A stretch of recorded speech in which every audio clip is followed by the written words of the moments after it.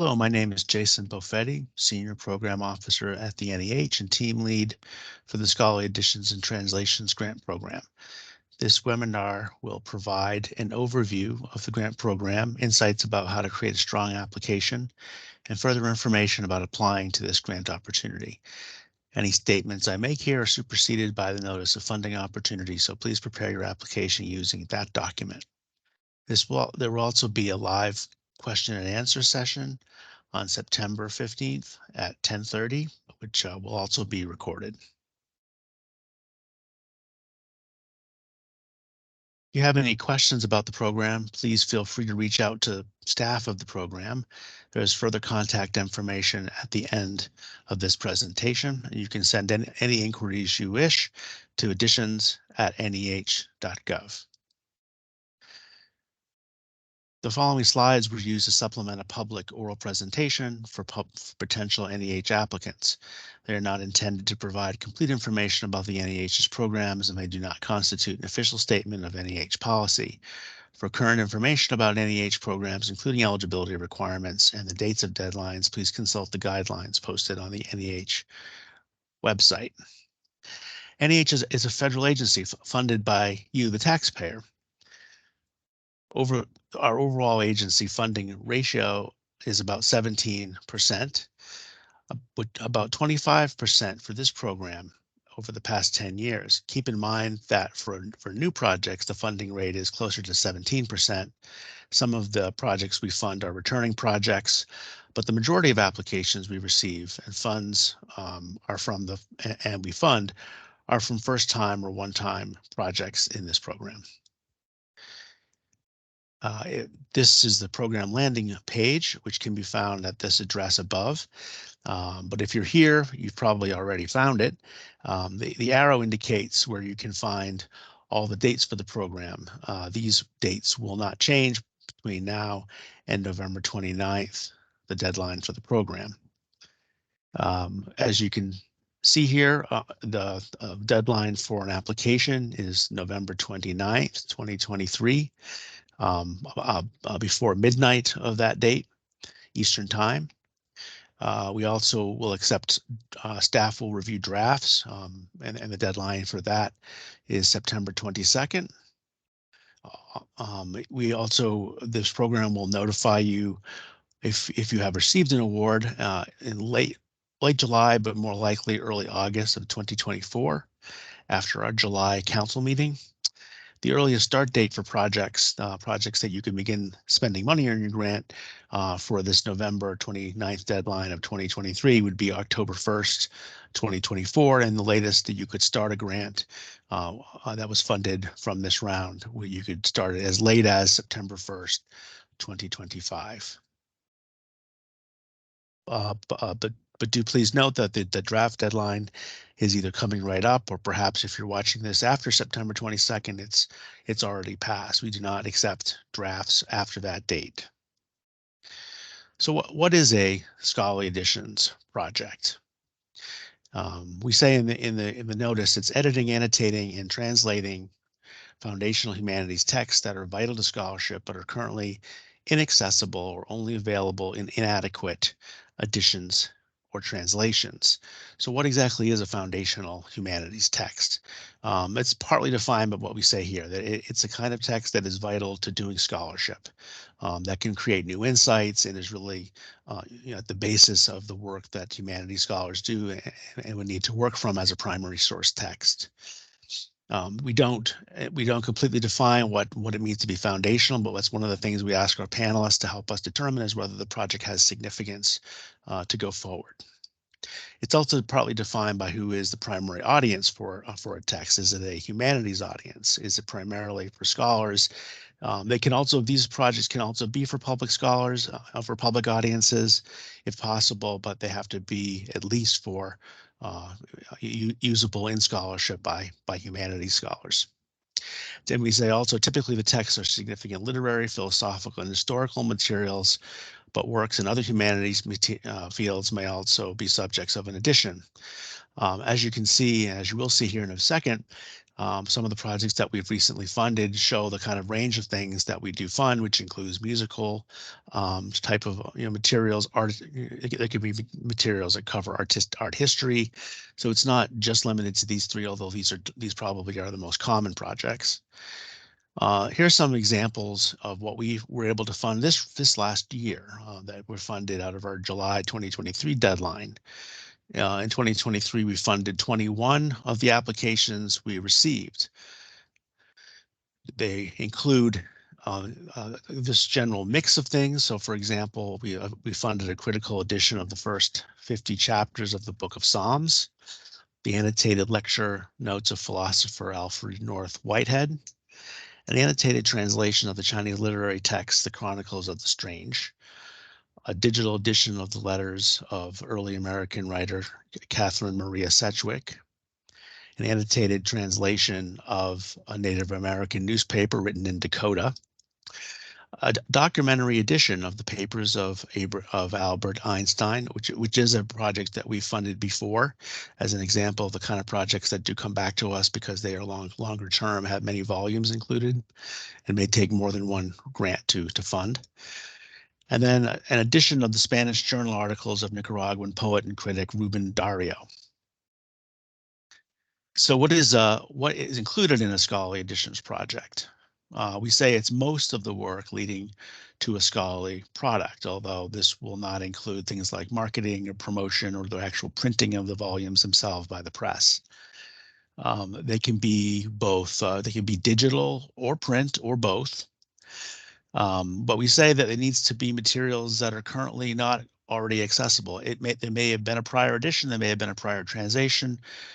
Perhaps there was something that's available to scholars in an archive, but you need to make the case that there's a need for a new edition or a new translation because scholars would have a difficulty being able to access the materials as they currently exist. Perhaps volumes are out of print and really are not easy to find or easy to access. That would potentially make a case for inaccessibility.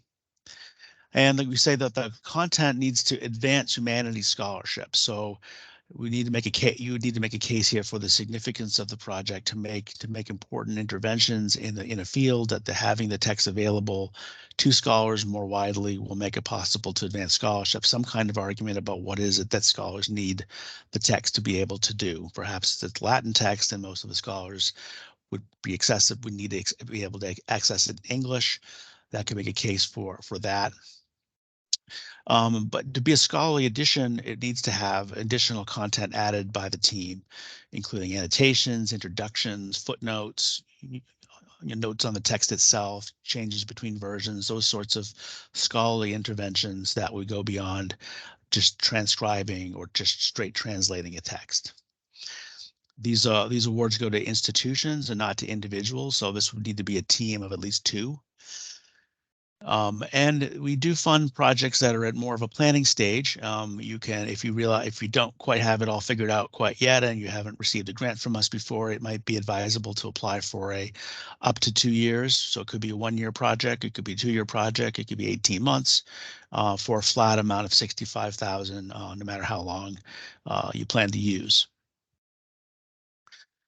What makes a competitive project? So it's not just a matter of whether you can put together a good application, but obviously you want to get funded. And so what helps to strengthen the significance and the chance that you'll be able to get a project funded by the NEH. So first, the first and most important thing is the case for the significance of the project. It's not just the significance perhaps of the author or the collection of materials, but what is the text? So it could be an author that's well known, but then what is the importance of the specific text that you're going to work with? Has it never been translated before? That might be not alone enough, but what's the contents of that text that would sort of open up new avenues of understanding the individual who has written the text. And then how would scholars be using it? How is the project, because of perhaps introductions, because of other scholarly notes, would again open up the text to new possible interpretations, and perhaps being in translation, how that would open it up to new audiences. As I was kind of saying there, the case for whatever language it's in, perhaps it's in the original language, but more often than not, it might, if it's in a foreign language, it would be translated. What is the case for translation? Why is it that scholars who perhaps are in German studies would need an English translation of something, right? You need to make a case that there is a scholarly audience for translation, or for a new edition of that, with annotations and the like. Um, and again, what is the need for the new scholarly content? It's a project that really it would be enough to simply create an edition or a transcription. Perhaps it's not going to be a competitive project, but if there is a real need to have additional materials included with the text, then you would make a case for the need for a scholarly edition. That there is you have the appropriate people involved in the project. If it's the kind of text that might be interesting to a variety of fields, that you've brought in scholars to work with you who are from the fields represented by its potential audience, and that you have the technical staff, to do the project, especially if you're going to be doing a digital edition. Have you worked that out? Do you have people who will be involved as collaborators who will help you do that part of the project? Have you provided a detailed work plan, sort of with enough detail to know that you have a clear sense of how you're going to make the project work over the course of months and years? If it's simply, well, we'll translate this and we'll annotate that without a sense of the timeline or how you'll take it in parts, who will do what, the more detail you can provide, the better chance you'll have to make a strong case that you in fact know how you're going to do the project, and give people confidence, give us confidence, give reviewers confidence in that.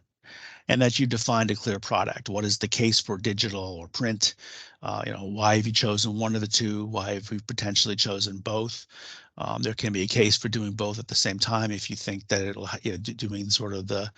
doing the work on the digital will in fact make it possible to also do a print version, or vice versa. But if you've chosen one or the other, a case for why that's the right choice, making either maybe digital is more accessible and will be something you can post for free, whereas a print, volume, maybe that you consider more sustainable, and in fact, where scholars are more likely to use, or how their scholars are more likely to use the product. What makes a project ineligible? And when I say ineligible, I mean a project that we would declare that we cannot review. We will not review it. Will not send it to review. This doesn't happen very often, but we just want to make it clear what it is that could potentially make your project ineligible, and those ineligibility decisions are made after the deadline. So you would not typically be told that your project is ineligible until maybe a month or two later, when we have determined that it is, and we would then inform you. If it's a project that only involves transcription and digitization, did not include any scholarly content, we would say it does not follow the guidelines of this program. If it's a translation into any other language but English, that's something that we still have in our guidelines for now, that we do not allow translations into any other language. It can be an addition in the original language. It could be an edition, say, in Spanish or in Latin or in German, as long as that was the original language. But if you're not translating it, you'd have to make a case for why you're not. But it could not be, say, from English into Spanish. If it's lacking any kind of new scholarly apparatus, sometimes I get questions about a text that, say, was already an edition in a foreign language and it already had scholarly apparatus. Would that be eligible? And of course, what we would say here is no. You would need to be bringing something new. Your team needs to be creating new introductions for an English-speaking audience, perhaps. You would have to be adding something to the scholarly apparatus that wasn't already there in the original, uh, um, the original edition of the text in its original language, potentially. We do not fund editions or translations of living authors. This means you cannot get a grant to translate your own book into English, for example. We also are we're trying to make it possible to evaluate whether someone's important to the field has been established first, and we've sort of decided that we wanted to create some kind of dividing line for people who are more recently doing their work, whether what they've done is going to last the test of time. And so we've simply made this cutoff that it has to be an author who is in fact deceased. It gets a little complicated if you're going to do sort of a collection of materials that might include some living authors, and certainly come and talk to us about that. If it's a collection of materials and there might be a few living authors in those materials, we would not automatically declare it ineligible, but I think we would need to talk to you a bit about, would think you should talk to us a little bit about what it is you want to do and whether it makes sense in this program. And we don't fund anthologies or source books which are written primarily for educational purposes. So these texts need to be for scholars, not for use in the classroom. Not that these aren't important things to do, but just in order to keep this program sort of tight in what we fund, we've decided that over time we've realized that when we did allow these, they were typically not very successful in this program, because there were too many questions about what was included and whether there was the right things and such like that. And it just, they did not do particularly well. We decided that for lots of reasons, including the fact that we want to focus on scholarship, that we do not fund these sorts of texts. There are other restrictions on what activities we can fund and what projects we can fund. And so you'll find a full list in the notice of funding opportunity on page 31. Here's what I'm referring to. You'll find this on the website under step 1, review your application package. So what I'm referring to as notice of funding opportunity, or the NOFO, or the guidelines, all those terms apply, is this first thing I have an arrow for, which is the PDF of this 2-year notice of funding opportunity that you will download as a PDF, and that's kind of what you'll work from when you're creating your application. You'll also find down below under the program resources a PDF of frequently asked questions. That's a good place to start. If there's something you want to understand better in the guidelines, it might be listed there, and a good place to see if your question has already been asked and answered. There's a place on the landing page as well at the top for what's new. This is generally, we've been doing this for a while for people who've come back who have to reapply, and they want to know if they have to change their application in some significant way. So we summarize some of the things we've done since the last time we made changes. This will list all the major changes, maybe not every little change, but the ones you need to be most aware of. This list that you'll see on the slide is actually not the full list. You'd have to go to the website to see the full list. It's a good place to start if you applied last year or really 2 years ago or more. There were no new changes added this year, so it's the same notice of funding opportunity as last year. These are the same changes as last time, and we don't expect changes until next year's notice of funding opportunity. Just a quick rundown of some of the things we did change. If you're not familiar with the program, if you are familiar with the programs, we have this cap for all projects now of $100,000 in outright fund, and up to 150 if you can ask for and receive an additional 15 of matching funds. So it's sort of equal playing field for all projects, regardless of the type. Every project can ask for up to 100,000 in outright, and then an additional 50 in matching if you can match it. The total cap for the program for planning grants would be 65,000 total for up to 2 years. We asked you to discuss your plans for matching, so we need to hear something in the application, maybe in the collaborator section, about who's going to do fundraising and how, because that can be a challenge. We do allow letters of institutional support, but they're not required. We do think it can be helpful sometimes to receive a letter from the humanities center that's going to be working with the project, or perhaps a president of your institution that says that they support the project. You still have to, this will be fit in the appendix, where there is in fact a cap on the total number of pages. So you'll want to be careful about how much of that you try to collect, but these are allowable. We do cap the number of pages in the sample section as well as the appendix at a total of 35 pages. This is to help sort of the overall workload, because it's a lot of material both for you and for us to review. So we want to have a complete cap of 35, although we don't need to have a full 35 pages of samples. And then again, no anthologies, source books for educational purposes, and no living authors. And then lastly, we do not fund conferences at the end for the purposes of dissemination. Once the project is done, we'll fund meetings during the grant if you need to bring some of the collaborators together to do the work of the project, but not at the end to sort of disseminate the results. Then I'll be going over in this presentation and as we go along here, just these three parts of the overall notice of funding opportunity: the award information, eligibility, and then application and submission, and then mainly in that the narrative section, which is the core of the project of your application. Just a word about the awards again. As I just was saying, the total amount that you could ask for is up to 3 years. So the total amount you could potentially request would be 450,000 for up to 150 per year. So and this would have to be even per year. You could not have different amounts in each year. It would be total. It would be no more than 100,000 outright capped per year.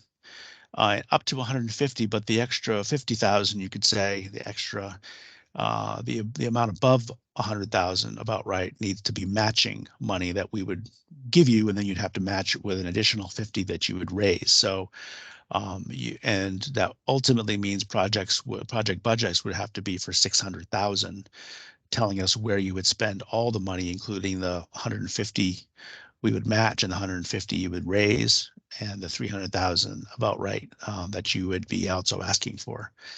Now you could potentially ask for more matching money than that, but still the cap is 150,000 per year of any kind of money, outright or match. The periods of performance can be 1, 2, 3 years, even 18 months or 19 months, but it would be prorated. So if you ask for more than 1 year, it would be still a prorated amount above that, just so you're aware of that. And then we do not require, though, either matching or cost sharing. So your institution does not have to say that they'll pay for certain activities, although that can often be necessary because projects often cost more than $100,000 a year to actually do. And oftentimes institutions will in fact do some cost sharing, whether it's of program expenses or even outright or even indirect costs, but that's not required. And then again, planning stage projects is a flat 65 per year, not per year, it'd be 65 total for either 1 or 2 years. Eligibility of institutions. These are the kinds of institutions. These are the institutions that are allowed to apply for an award. Mostly, we receive awards from colleges and universities. But as you can see here, we actually do also state and local governments are eligible, and federally recognized Native American tribal governments are eligible to apply. What are not eligible to apply are other federal agencies, for-profit institutions, so institutions that are not 501c3s, or individuals. If you are doing a translation or audition project and it's just you, you can apply for a fellowship, which is another one of our programs. You would not be able to get support for somebody else to work with you, but you would be able to get support for your own work in that program as an individual. And then these are the three sort of big eligibility issues that will come up. We will not review applications for these three main reasons. We're trying to be consistent about what makes something ineligible. So if we declare your project ineligible, you also will not be able to resubmit, because we'll be declaring that after the deadline, and it won't be time. You won't be able to resubmit until next year. So the main things are, if it's late, except for rare circumstances covered by its late submission policy, NEH must receive your application by the deadline, which is the midnight of that date. And you see here, this is actually a link to our late submission policy. If you wanted to know what things would qualify as being able to be submitted late, there are a few circumstances which we articulate there. Incomplete. If you forget to put something in the application that we say is required, that would be an incomplete application. And so be very careful about going through and making sure that your application is complete. You certainly can, if particularly if you submit your application, say a week or two early, you can ask us as staff to go in and just make sure that you have the required sections, and we will at least give it our best shot to make sure that it's complete if you're concerned about that. But we can't do completeness checks for you after the deadline. If it's something is in the wrong format, that is, you've exceeded our page limits or violation, or you've used like an excessively small font that is clearly smaller, much smaller than an 11-point font. Those would be violations of format. Or if it's simply if you've submitted something and it comes to us garbled because it hasn't been formatted in the right PDF format properly, those could also potentially be reasons for ineligibility. We don't declare very many applications ineligible for these reasons, but you should be aware of just being very careful and trying to get your application together early enough that you can review it before you submit it and then check it. Word about the who can be a project director. We only allow you to name one project director, although there can be many co-directors. The idea is this person will be a scholar and not an administrator. This is primarily to make sure that projects get good intellectual leading and that the person who's really the project director is the one making the decisions about the project. This person needs to spend significant time and do continuous work on the project, not simply be appearing once every 6 months to see how things are going, but is really involved in the project. It can be a non-citizen or even a non-resident of the United States. Because we do allow projects to find sort of the ideal scholar to lead it, and that may not be someone who's at that institution who's applying even, as long as you feel like that's necessary. Not a degree candidate. Cannot be in a current program, PhD program, master's program, bachelor's program, working toward your degree while you're a project director. And we do only allow one application per person who's serving as a project director. You could potentially be a co-project director on another project at the same time, but we could only allow one application per person who has project director for this program. And then no overlapping awards. So if you're working on a project that has several parts or several working parts, several moving parts, we want to be very careful about not funding the same activities twice. And so if you apply, you may be applying for a second grant, need to make sure that the dates of the second grant don't start until the grant that you're currently on are finished. And that applies particularly to grants to this program. We do also check that you don't have other NEH grants that potentially could overlap with time commitments. Eligibility of the project directors, as I stated, there is this line in the notice for someone who is not employed at the applicant institution. We say if the project director is not employed by the applicant institution, you must have a formal written agreement with the project director that specifies an official relationship between the parties, even if the relationship does not involve a salary or other form of remuneration. So this is really something that we don't require that you provide that agreement, just that you state that there is one.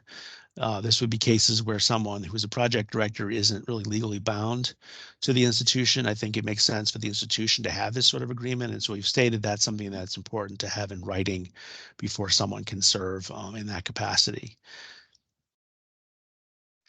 So moving on to the application portion of this presentation, I'll mainly be talking here about some tips for the narrative, which is the section of the notice that starts on page 7. There's a lot of other things you need to provide us with, but the narrative is the 12-page heart of the application, really where you make your case for your project. And so I'll be focusing on that. But there are other components you need to put together. Just to give you a sense, there's some tables in the notice where we list the things that you need to prepare. Here's the list mostly of the the forms that you'll need to download and fill in and then upload. Most of these are required. There's a couple like the lobbying disclosure forms that are conditional. Otherwise, these are things that you do need to attach, including what we call the attachment form, which is technically the place where you then attach all the other attachments. But these are the forms that you need to download listed on page 7. And then here are the attachments that most of which you'll be creating, except for the budget, which is a form.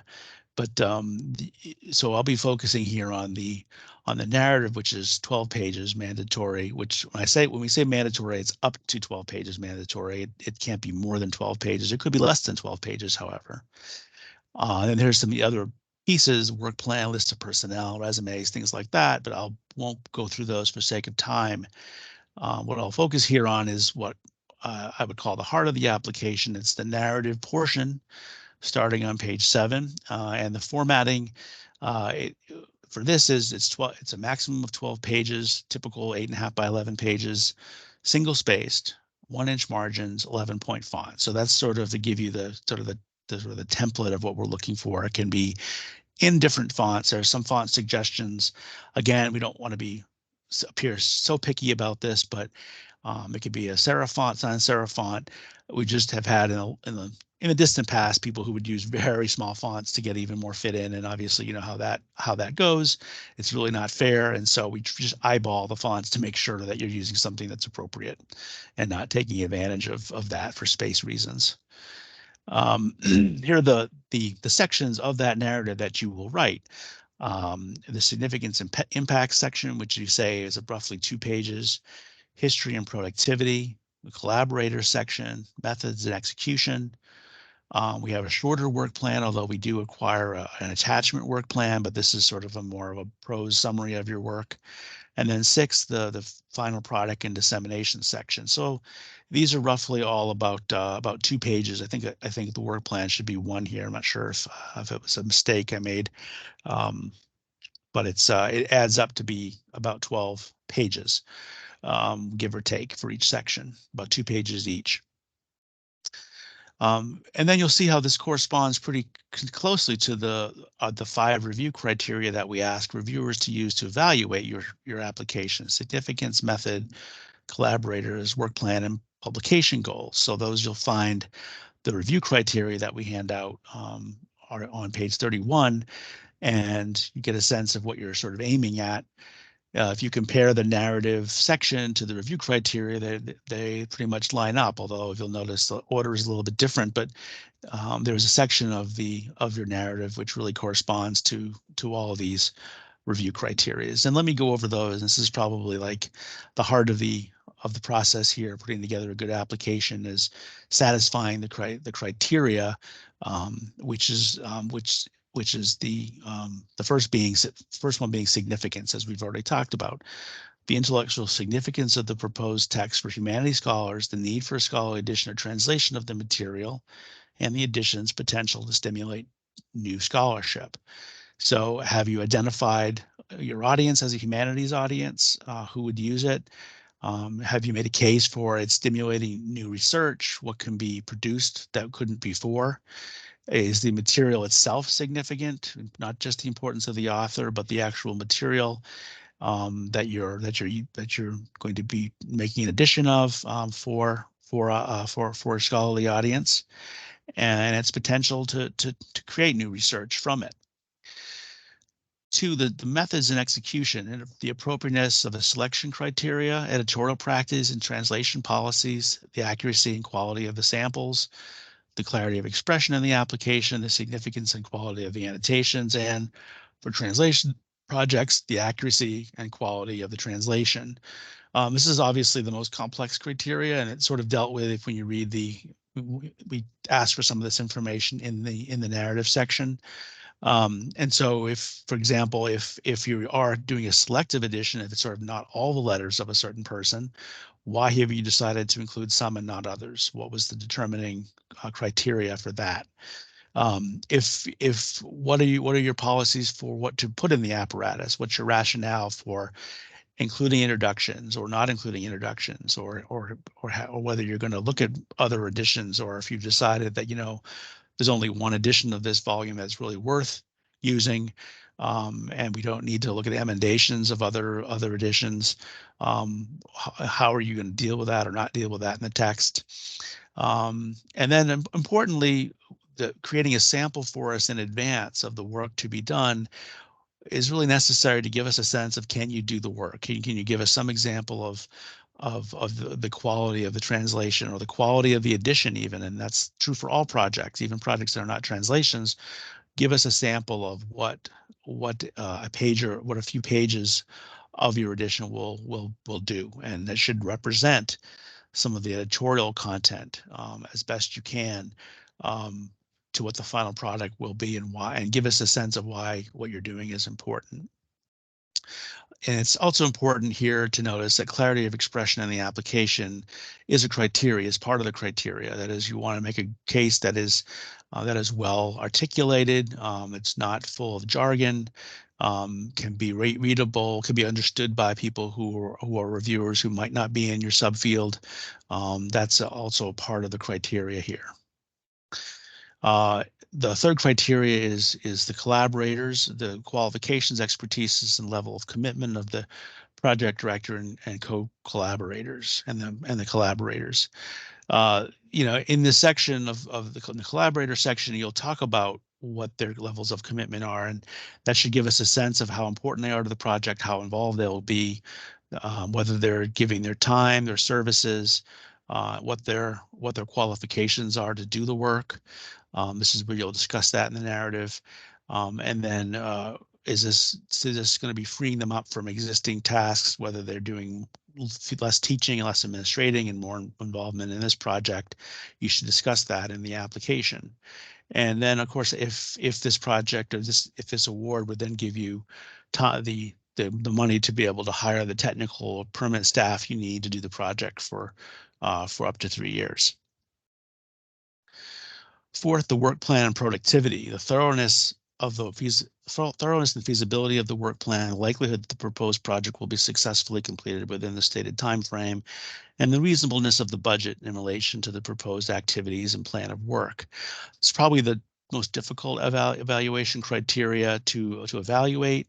What is the likelihood something will happen? But obviously, you're making the case in the narrative that you've done this sort of work before. You've talked about your past productivity, your past work. If you talk about in the work plan how you'll do the work, and all these things, if they're reasonable and if they're rational, if they show evidence of having thought through how to do a project like this, then I think you're making a good case for your project.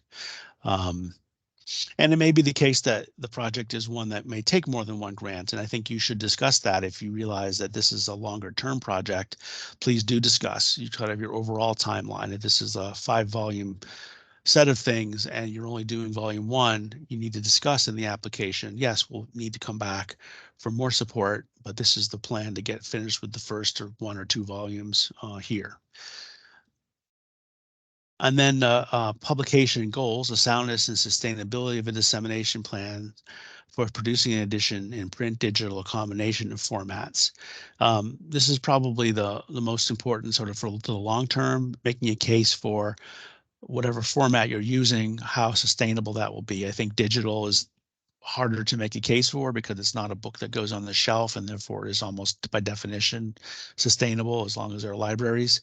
But if you're doing particularly a digital project, you talk a bit about in your publications in the publication section of the narrative, somewhat about what the plans are to keep this project up and running on a server at your institution for some length of time, some reasonable length of time. We don't say it has to be up for 20 years, but we do say you need to discuss how you're thinking already about what life of the project will be after the creation of it.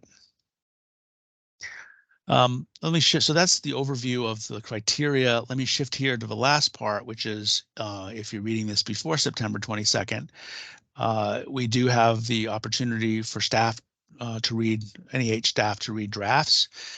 These are due by Friday, September 22nd by midnight Eastern time.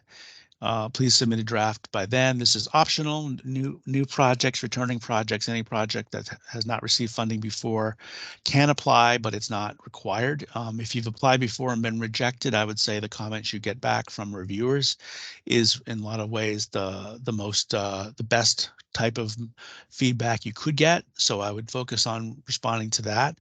If you've never applied before, though, it's certainly good if you have the time to create a sort of a shorter draft version of your narrative ultimately for us to review. We don't share this, even that you've submitted a draft with anyone in the review process. It's not part of the review process. It's most helpful, as I said, to first-time applicants. Otherwise, and if you're applying again, as I said, try to keep focus on the comments that you received from the last round. If you haven't received those comments or haven't asked for them, please this time reach out to us. And if you're the project director or we're the project director, you can ask for those comments. You can review them and see ways you might improve your application. The format of the drafts would be maximum of 6 pages, single spaced. There's a description in the notice of funding opportunity for what we ask for you to do in that draft. It's not meant to be a full narrative, but it is meant to sort of give us a sense of why do we need this translation or edition? Why is it significant? What stage are you at? Are you planning? Are you sort of at implementation stage?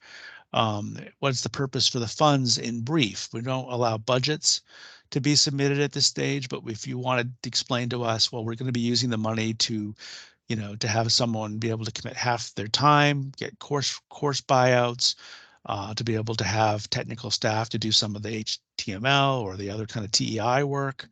That may all make sense to tell us about, so we have a sense of what the money is going to be used for. Because we don't ask for a budget, but go to the notice of funding opportunity, read that section toward the end where we just ask, yeah, give more detail. We give more detail there. For example, we only allow one draft per project per deadline, so you can only submit one draft. If you have previously applied with your project and been rejected, we want you to give us a cover letter in addition that sort of says, here's the things that we are responding to from the last round, so we have a sense that you have made changes.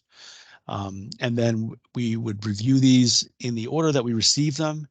The hope would be that we would get them all back sometime in October. The earlier, the better. But we intend to return all of them before November 1st, so that you have a few weeks to work on making revisions or continue to work on your application. If you have not received word from us about your draft before November 1st, then please do contact us and we can check to see what the status of that is.